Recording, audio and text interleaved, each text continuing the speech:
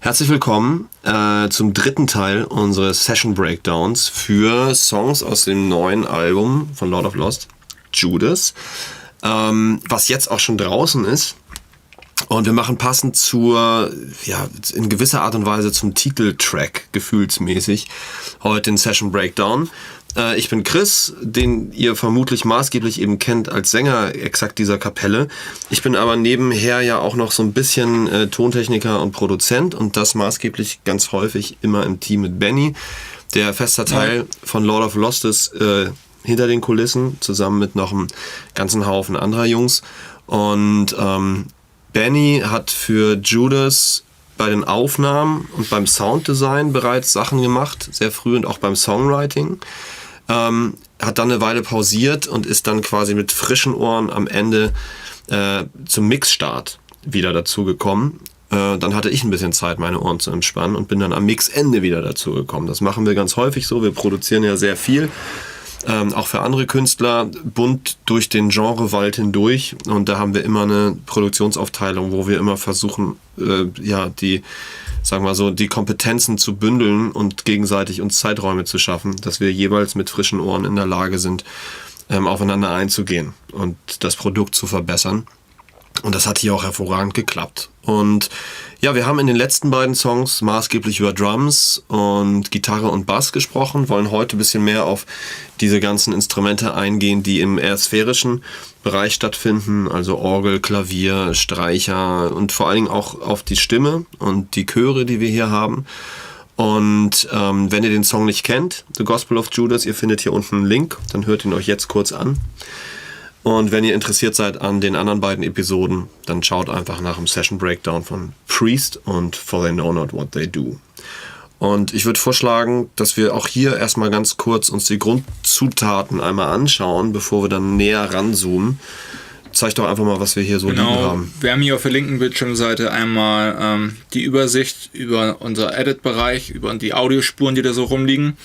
Und auf der rechten Seite ist der dazugehörige Mixer. Einmal ganz grob übersprungen, also die Spur findet sich hier im Mixer auch wieder, selbe Spur, andere Darstellungsweise. Und da haben wir, was die ganze Session denn zusammensetzt, einmal hier in Blau das Schlagzeug, Kessel, genau. Hier in dunkelblau die Kessel, ein bisschen heller Blau, alles Blech, also die ganzen Becken und sowas alles und die Räume von den Schlagzeugaufnahmen. Hier drunter, das ist eigentlich Türkis, ja, ne? So was Türkis-ähnliches. Nochmal Percussions auch von Nick in dem Raum aufgenommen. Und hier in heller Blau nochmal so ein paar unterstützende Spuren. Auf eine gehen wir gleich nochmal ein bisschen ein. Und genaueres über den Aufbau von sowas seht ihr im Priest-Video, im Priest Session Breakdown. Dann haben wir hier in Orange alles, was das Low-End bedient, nicht nur, aber maßgeblich alles am besten, sei es jetzt der echt gespielte Bass von Klaas in allen möglichen Soundfacetten, programmierte Bässe, fast programmierte Bässe, FM-Bässe, alles mögliche hier in Orange, dann in Lila, Pink, Rosa, alles an Gitarren. Wenn euch das wundert und ihr das später hört und denkt, mein Gott, was ist denn da überhaupt Gitarre, was ist Bass, was ist echt gespielt, was nicht, was sind denn die Drums, soll das jetzt irgendwie 80s sein oder ein Metal-Drumset, ist irgendwie alles. Schaut euch die anderen beiden Episoden an, da gehen wir sehr auf dieses Hybrid-Konzept ein, von dem wir sehr großer Freund sind. Gerade Bass und Gitarre ist bei dem For They Know Not What They Do Session Breakdown, da sind wir da ein bisschen in die Tiefe gegangen. Und dann kommen wir zu dem Bereich, den wir uns heute genauer angucken. Ab hier in grün haben wir hier zum Beispiel das Piano, die Orgel darunter, dann die Streicher darunter und dann hier in verschiedensten Rottönen einmal der Chor in den verschiedenen Lagen und Stimmen und hier unten die Stimmen von maßgeblich Chris hier in den ganzen Rottönen und an einigen Stellen noch von Pi, der Backing Vocals zu dem Album beigetragen hat. Wollen wir einmal in alle Gruppen können wir einmal ganz kurz reinhören. Hören wir uns am besten hier einmal am Ende das war Drums, ne? Chorus an.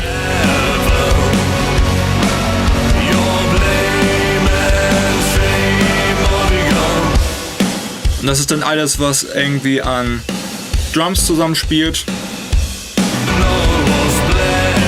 Dann haben wir hier den Bass. Hier im Vers zum Beispiel haben wir unseren FM-Bass dabei. Also in verschiedensten Facetten. Wir haben die Gitarren. Eben das Chorus mal.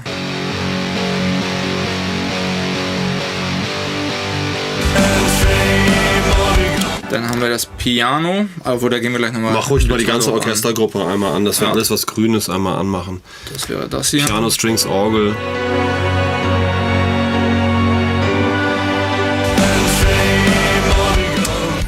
Und dann alles, was menschliche Stimmen sind. Vor allem nichts aus der Dose, sondern wirklich. Jetzt kommt der Chor hier gleich rein.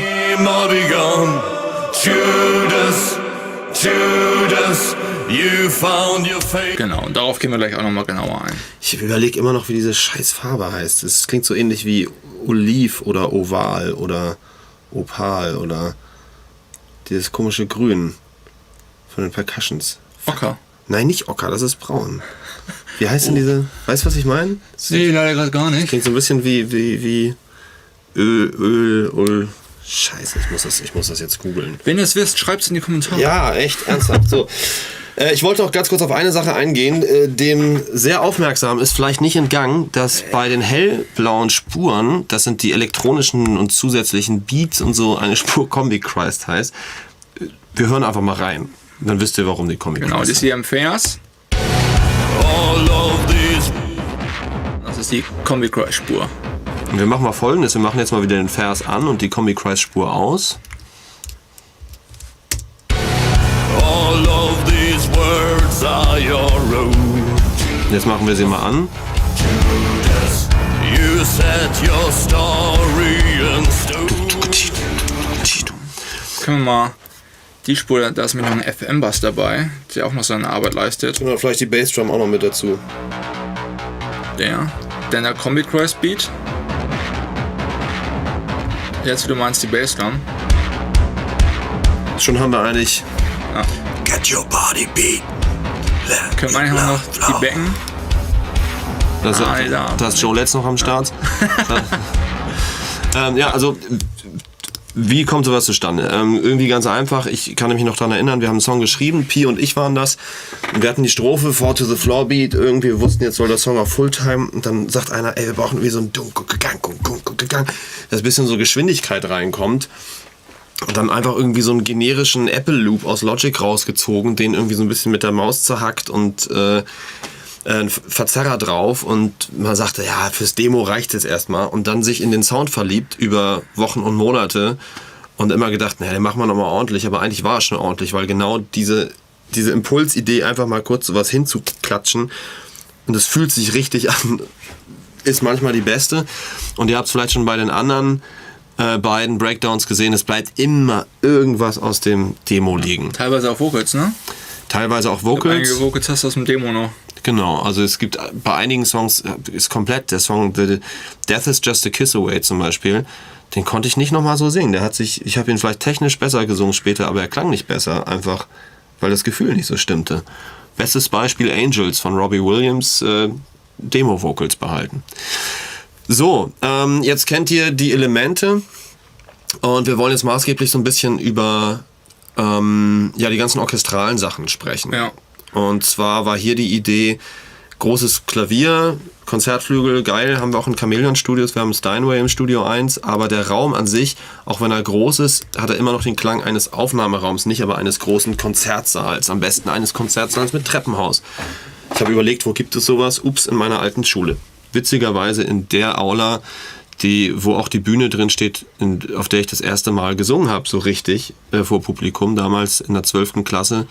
Habe ich in Mackie Messer einer 3-Groschen-Oper gespielt und wir durften zurückkehren in meine alte Schule. Danke an der Stelle. Und Benny, stellt euch mal vor, wie man das so macht mit 6 Mikros und einem Klavier. Genau, wir haben das Piano in 3 Mikropaaren, also 6 Mikros insgesamt. Wir haben einmal, können wir uns mal anhören, wie das Piano im Mix klingt. Das ist jetzt alles gemeinsam.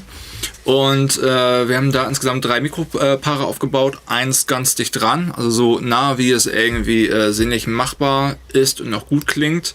Und aus der Perspektive kennen die meisten, eigentlich kennen das fast nur Pianospieler aus so dicht dran. Das klingt dann so. Das ist die Spur hier oben. Das Piano AB. AB, da spricht man vom Mikrofonaufbau. Das ist ein AB. Petrol. Petrol. Petrol? Die Farbe ist Petrol. Mit O? Ja. Petrol, da siehst du, ist ein O drin. Petrol. Ja. Ah. Ja, aber ich hatte also irgendwas mit Öl, Oliv. Weil Petrol erinnert mich Petroleum. Ja, und an diesen Benzinhersteller aus hier, der häufig als Sponsor für Petronas. Ja, aber Petrol gibt's auch. Sponsor für so MotoGP. Achso, ich kenne jetzt nur Petronas, die aus Indonesien oder so, die kenn ich auch. Die Mercedes AMG sponsoren. Genau, und im Motorrad, in MotoGP, egal. Genau. Zweites. Ihr merkt, wir sind Nerds auch auf einem anderen Gebiet, aber das ist Petrol. Fuck. Genau. Wir haben hier einmal, wie gesagt, das dichte Mikrofon-Setup, was genau dran ist.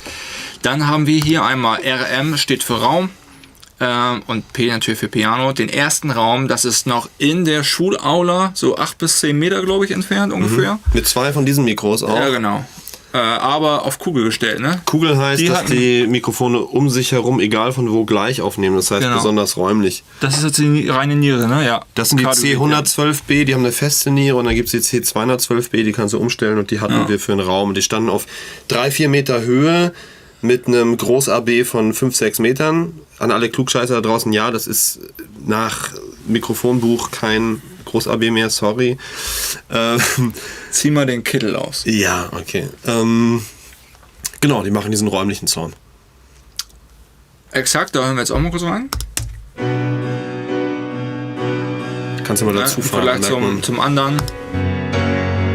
Ja, das Trockene sehr, sehr dicht dran, aber meistens kennt man so ein Piano eher in so einem Gewand, weil man ja meistens im Publikum ticken weiter weg sitzt, den Raum dazu hören kann. Man muss sagen, dass der trockene Sound hier natürlich auch nicht wirklich trocken ist, weil natürlich, wenn so ein Piano in einem Konzertsaal steht und die Mikrofone ungefähr 1 Meter davon weg sind, nehmen sie ja auch immer noch ein bisschen Raum mit auf, aber eben nicht so viel. Genau, hier sind wir jetzt übrigens im Mixer, da haben wir auch noch einen zusätzlichen Raum, den können wir auch mal kurz ausmachen.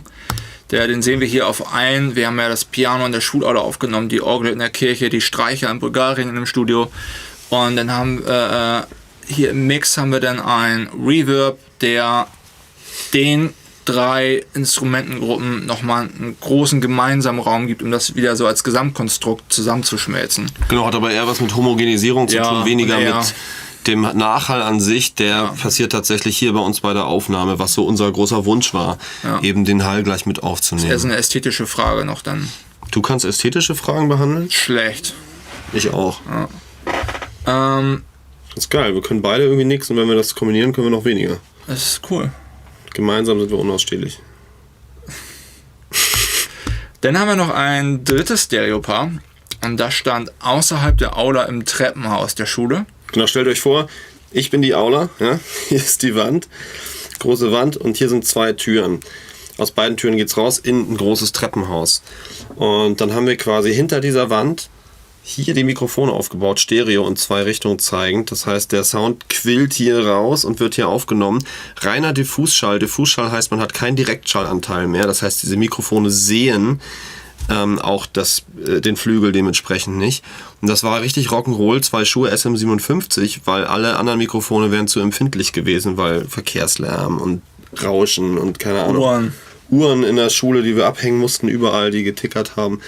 Und so können wir hier noch einen wirklich großen Raum dazu fahren, den ihr zum Teil in einigen Intros und Outros auf der Platte auch ausschließlich hört, wo man wirklich nur diese Mikros hört, diese große Räumlichkeit. Das wäre der Raum hier.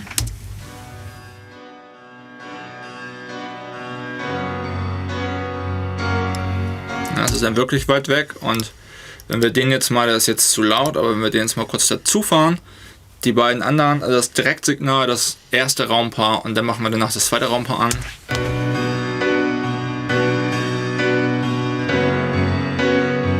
Da hört man auch, wie das Piano so richtig nochmal ein Stück wegrutscht und wie auch schon die Transienten so unterschiedlich.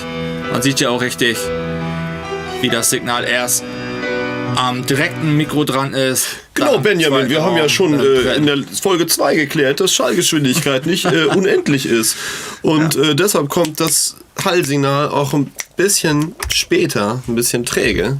Und wir sollten so eine Wissenschaftssendung machen, ohne davon was zu wissen, aber...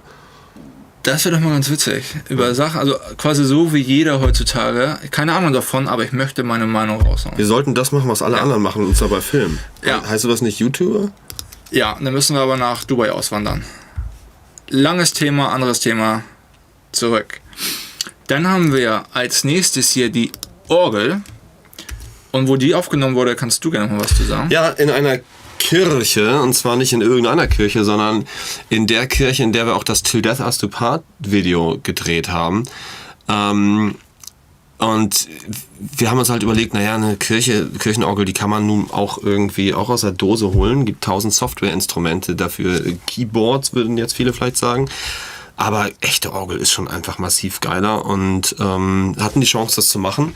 Und bei der Kirchenorgel nimmt man maßgeblich den Raumsound auf. So eine Kirchenorgel kann man sich jetzt hier in den Raum bauen. Hier passen sicherlich auch 3000 Pfeifen rein, aber es klingt halt nach nix.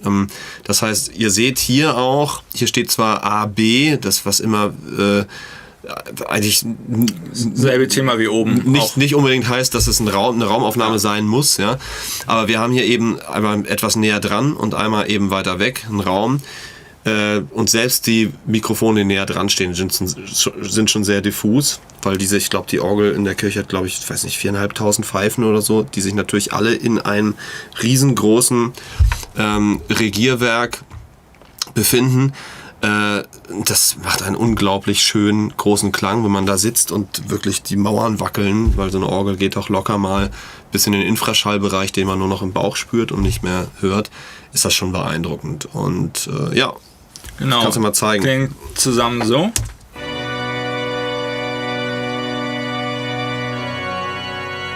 Da haben wir einmal das direkte Signal, was wir halt gerade meinen, dass es auch schon so, da es so groß ist, so weit weg ist, dass es eigentlich gar nicht mehr ein richtiges Direktsignal ist. Und dann nochmal ein Signal, das habt ihr vom Balkon, glaube ich, aus aufgenommen, ne? Mikrofon. Genau, aber Balkon dementsprechend vorne. Also die Orgel war in diesem Fall im hinteren Kirchenschiff, also gegenüber vom Altar. Und wenn man dann davon weggeht, geht man ja quasi wieder Richtung Altar und hat diese Seitenbalkone. Und dort haben wir dann auch 2 von diesen Mikros in das Kirchenschiff reingehangen, dass sie nach oben und nach unten, also mindestens 4-5 Meter haben und frei in der Luft quasi schweben. Ja, das klingt dann so. Halt ein bisschen diffuser, ein bisschen weniger aggressiv. Und kombiniert so. Wenn man jetzt das Diffuse mal ein bisschen lauter fährt, merkt man auch, dass die Töne nochmal deutlich mehr verschwimmen und so. Wenn ihr euch jetzt wundert, sagt, naja, ich habe in der Kirche gesessen schon mal, das war irgendwie imposanter, und Chris hat auch gerade was gesagt von die Wände wackeln etc. Wir haben hier natürlich die Orgel im Bassbereich beschnitten, weil sie im Kontext mit einer Rockband zusammen das nicht braucht. Aber im Intro, kannst du mal kurz gucken, da hat die Orgel richtig Platz. Und da gibt es nach diesen... Ja, draußen geht gerade die Welt unter. Geil, richtig Gewitter, hier geht's ab, ey. Wir haben diese Abschläge am Anfang und dann kommt auf einmal unten einer von diesen Pedaltönen, also die man auch wirklich mit den Füßen spielt. Ja, deswegen heißt die auch Schub. Ja. Dann haben wir hier einmal nur die Schubspur quasi sogar alleine im Song stehen. Ich glaube, das wird man später hören.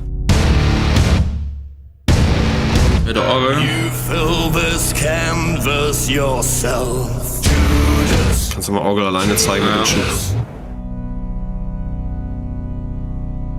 Und das war total abgefahren bei den Orgelaufnahmen. Über dachte, was ist denn das für ein Gerumpel, Alter? Das waren die Kirchenglocken, weil irgendwie jede Stunde schlägt es natürlich dann irgendwie. Und wenn man aber in dem Kirchenschiff sitzt, hat man das gar nicht richtig gehört. Man hat nur den, Tür zu ist. hat nur den Raumklang. Okay, das ist beeindruckend. Jetzt hagelt's. So, liebe Freunde, ich bin jetzt hier ganz alleine und ich zeige euch jetzt nochmal die Streicher kurz.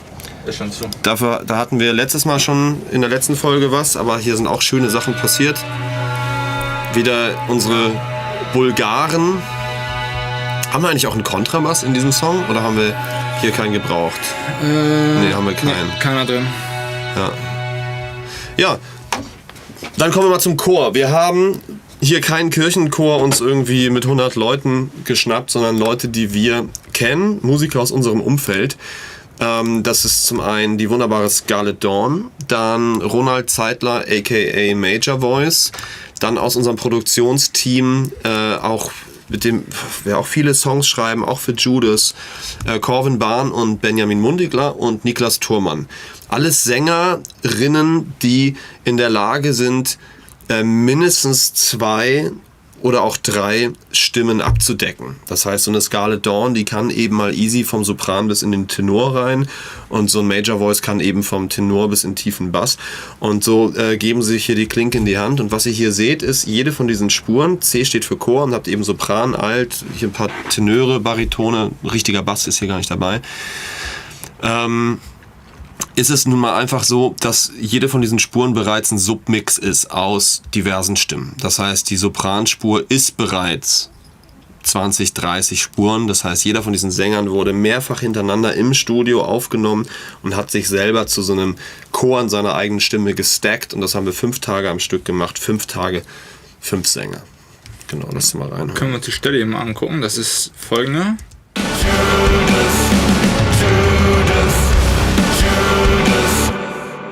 Und da jetzt mal einzeln die Spuren, angefangen mit Sopran. Lass ihn ruhig an, das klingt immer ein bisschen mehr nach tatsächlichen Kirchenchor dann. Altspur dazu. Tenor. Witzig ist, wenn man die einzelnen Personen kennt, die das singen, Ja. hört man sie alle raus. Ja.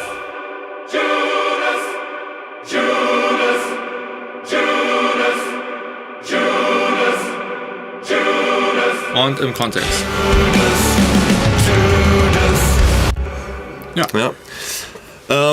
Das hat unglaublich Spaß gemacht und das haben wir echt für 24 Songs fast durchgezogen. Ich glaube, auf fast jedem Song haben wir diesen Chor.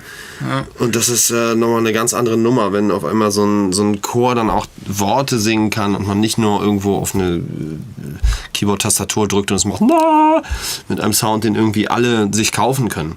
Ja, dann fehlt noch meine Stimme. Das fühlt sich jetzt irgendwie befremdlich an, das irgendwie alleine zu beschreiben, so ein bisschen wie nackt aussehen vor der Kamera. Also mache ich sehr gerne, aber nur privat. Weißt du ja. Nicht hier, bitte. Okay. Ja, sag doch mal, was hier so passiert ist irgendwie gerne. Ich muss ehrlich, ich habe ja deine stimmliche Entwicklung jetzt ab dem 2. Album, glaube ich, mitverfolgen können, ne? Du Armer. Es tut mir voll leid, dass du das mitverfolgen musst. Ist okay. Was macht man sich nicht alles für eine Karriere? Das ist echt interessant, wenn man mal anguckt, danke. Wenn man mal anguckt, wie, man kann fast schon sagen, runtergebrochen das bei der Platte mittlerweile ist, ne? Also ich weiß noch, nein. So war das jetzt nicht gemeint.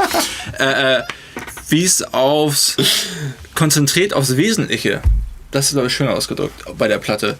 Weil ich weiß noch, am Anfang, auf den ersten Alben gab es, glaube ich, immer 3, 4, 5 Spuren alleine im Vers. Da gab's die Hauptstimme, dann gab es eine tiefe Oktave, dann gab es nochmal irgendwie rau dazu, dieses gehauchte,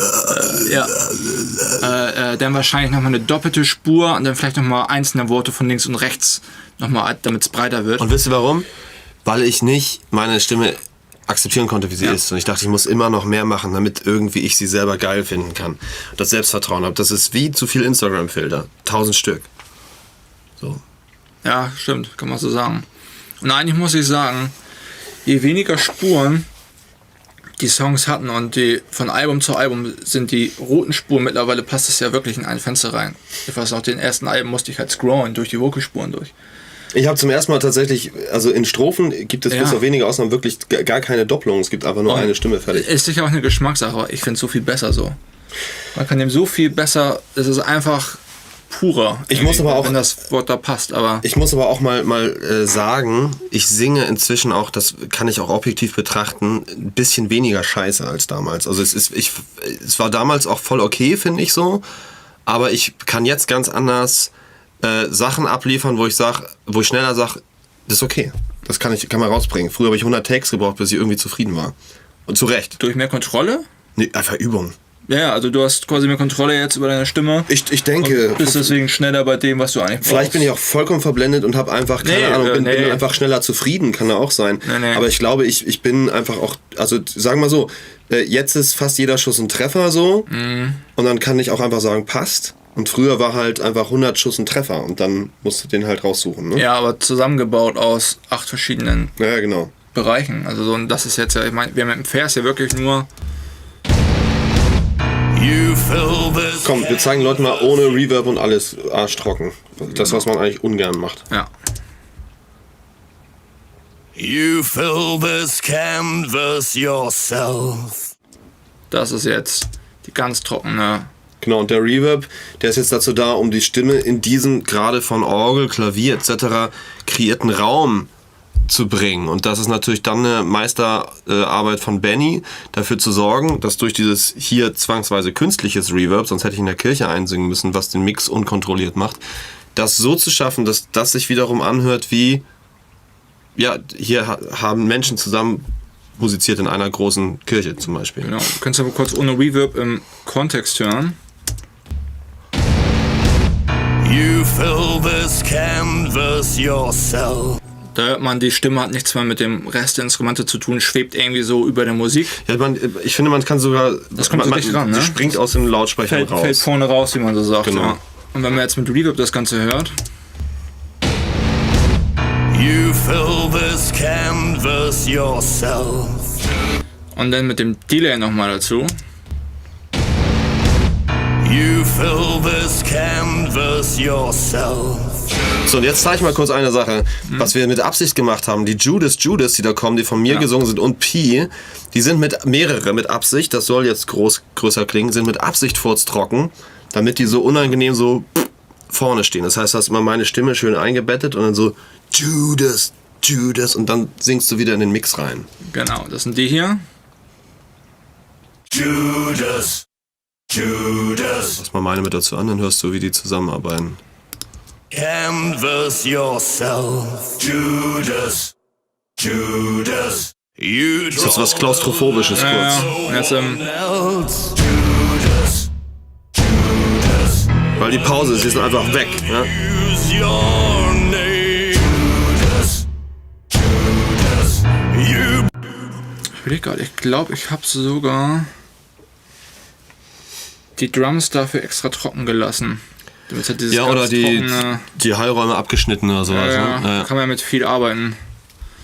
Genau, und dann haben wir hier so ein paar Effektdinger, irgendwie das geschriene Father oder sowas. Das ist dann, glaube ich, auch irgendwie Verzerrer oder so. Weiß ich gar nicht. Ja, ist einfach Hast du schon mit Reverb angeliefert? Ich Genau, hab der Spur nämlich gar nicht. teilweise passieren eben in den Songwriting-Sessions dann schon so über die Monate so Kreativkram, dass man dieses Father, was irgendwie nach einem großen Raum klingen soll, da packt man irgendwas drauf oder irgendeine Verzerrung. Da muss ich nicht für Benny für einen Mix eine Spur geben, wo ich dazu schreibe, bitte für diesen Fitzel ein Reverb, der so groß ist mit, keine Ahnung, ich kriege das gleich so angeliefert. Ne, das ist quasi ein Sound, da gehört der Hall mit dazu. Ansonsten ist natürlich immer das Credo, dass man Spuren so trocken wie möglich und so sauber wie möglich anliefert, damit Benny in der Lage ist, das später kontrolliert in die räumliche Tiefe des Mixes einzuarbeiten. Ihr habt immer diese paar Ebenen. Ihr habt einmal Lautstärke, ihr habt eine Panoramabreite, mit der ihr arbeitet, und ihr habt eine räumliche Tiefe. In gewisser Art und Weise auch was Dreidimensionales im Binauralen, das steht auf einem anderen Blatt Papier, dazu gern mal später in Folge 4, die es noch nicht gibt. Aber diese 3 Ebenen, genau, und darauf muss man irgendwie achten. Ja, und sonst, ich glaube, meistens kam dann mit zusätzlichen Stimmen, können wir hier mal reinhören. Genau, Das ist gerade jetzt die von der Pi. Chorus. found your faith and turned on heaven. Dann war einmal hier die direkte Stimme.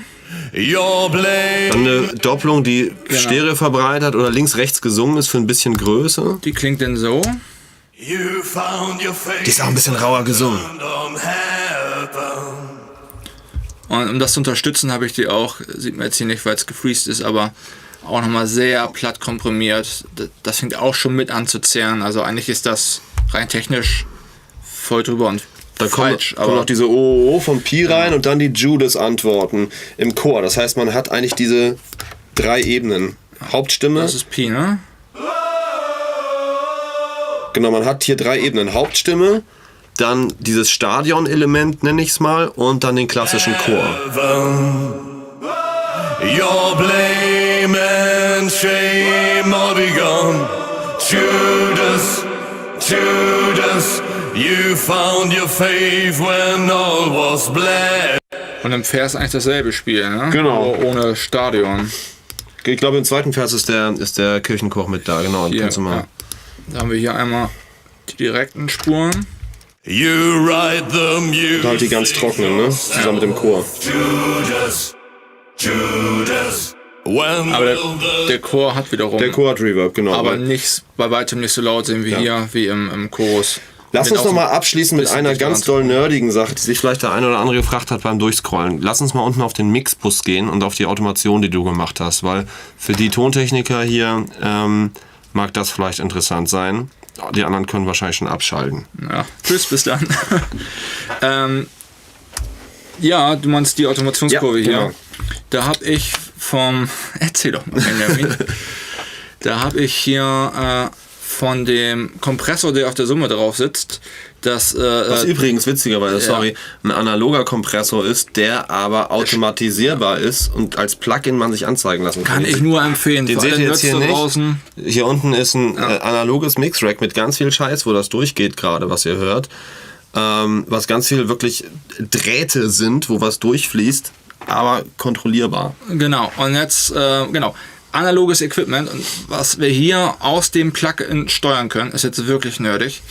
Und hier können wir zum Beispiel sehen, weil ich habe mir irgendwann angewöhnt, man kennt das ja, das ist jetzt ein SSL-Klon, also der geht genau in diese VCA-Kompressor-Glue-Richtung. Und ich habe mir irgendwann angewöhnt, weil ich diesen Bereich zwischen 0 und 4 dB Compression, also gerade so, wenn es um die 2-3 dB die ganze Zeit so rumwabert, da finde ich die Kompression von dem Kompressor am angenehmsten. Danach wird er stumpf, sonst irgendwie so. Ja, das fängt irgendwie an, so die Seiten so reinzuholen. Auf einmal wird es wieder klein. Das ist ganz, ganz sensibel irgendwie ab da. Also ich würde Bei Drums, finde ich, geht es bei 2 meistens schon los, dass er komisch klingt häufig. Ja, oder man übertreibt es halt total, dann wird es auf einmal wieder interessant. Ja. Warum auch immer, aber auf dem Mix fängt es da auf einmal an, irgendwie Energie zu nehmen, so Impacts kommen nicht mehr so richtig raus. Und die Platte ist auch die erste Side-Fact, wo ich mit einer Ratio von 1,5:1 gearbeitet habe. Du krankes Schwein. Ja, ich weiß auch nicht. Ich hatte einen ganz verrückten Tag. Nee, fand ich voll interessant. Irgendwie. Machst du denn eigentlich parallel? Nee, den hast du Nee, hast du komplett tatsächlich, ne? ja. Komplett. Aber ich meine, 1,5:1, das ist ja echt nur so ganz leicht ankneten. So. Und mit einer Attack von 30 Millisekunden gehen die Transienten gefühlt fast ganz durch und dadurch ist es echt schön transientenreich geblieben. Genau. Also wenn ihr mal ganz leicht angeknetet werden wollt, kommt in die Chameleon-Studios. Das klingt so falsch, ey. Und deswegen habe ich mir irgendwann angewöhnt, weil so ein Vers, wie wir es hier hören, ja viel leerer ist, was das Instrument... Da seht ihr die Gain Reduction, ne? Die Nadel von 0 bis minus 20. Da sehen wir, die fängt ja so ganz leicht an. Da sind wir jetzt so bei 2 bis 3 dB. Fängt ja an, durchgehend einfach so ein bisschen zu komprimieren. Dass ihr Bescheid wisst, das ist nicht das, was ein Kompressor lauter macht am Ende mit dem Output, sondern das ist das, was er erstmal reduziert, die Gain Reduction. Ja. Ne? Das Make-up-Gain ist das, was man am Ende wieder lauter macht, um den Pegelverlust aufzuholen. Und da so ein Chorus, der viel voller, größer und lauter ist, würde der Kompressor hier viel, viel stärker reagieren. Und dann hätten wir das im Vers, dass er da in diesem optimalen Bereich von 2 bis 3 dB ist, im Chorus aber dann über die 4 dB gehen würde. Und das habt ihr häufig bei beschissen gemixten oder auch gemasterten Sachen, achtet mal drauf. Alles klingt irgendwie fett, so cool. Und dann kommt irgendwie auf einmal eine ruhige Stelle, so ein kurzer Break vorm Refrain. Und ihr habt Strophe, Strophe, Strophe, Break, Refrain. Ja, weil da auf einmal Platz ist. Ja. Weil da der Platz ist und auf einmal das super laut rauskommt. Ups. Und da merkt man immer, dann wird da irgendwie nicht so richtig drauf geachtet. Und das ist auch einer der großen Probleme dieser ganzen algorithmusbasierten Mastering- und Mix-Assistenten. Die machen sowas nicht. Für sowas hat man halt einen Mensch oder einen Benny. Boah, das war fies. Hä? Nichts. Und deswegen habe ich mir irgendwann angewöhnt, den Threshold, also den Wert, ab wo der Kompressor anfängt zu arbeiten, den immer, je nachdem wie viel Grad in dem Part, also man kann wirklich hier stufenweise sehen, der Part ist leise, der ist lauter und der ist noch lauter. Und jetzt kann man hier auch sehen, wie das mitwandert. burn your own Chorus wird vielleicht nochmal ein lauter.